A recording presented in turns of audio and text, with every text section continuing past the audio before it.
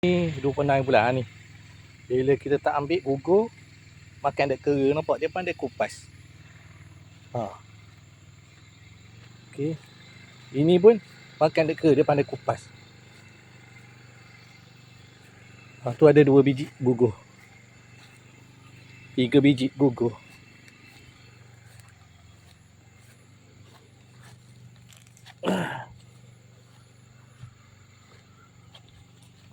Besar ni.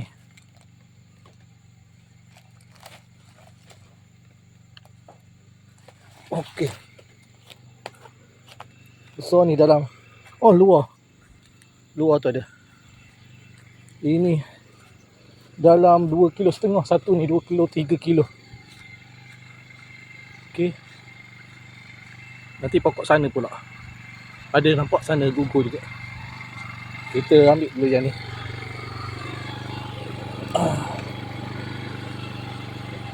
Okey. Ni pun makan dek kera. Makan dek kera. Kita ambil dulu hak situ satu lagi. Okey, nanti saya update.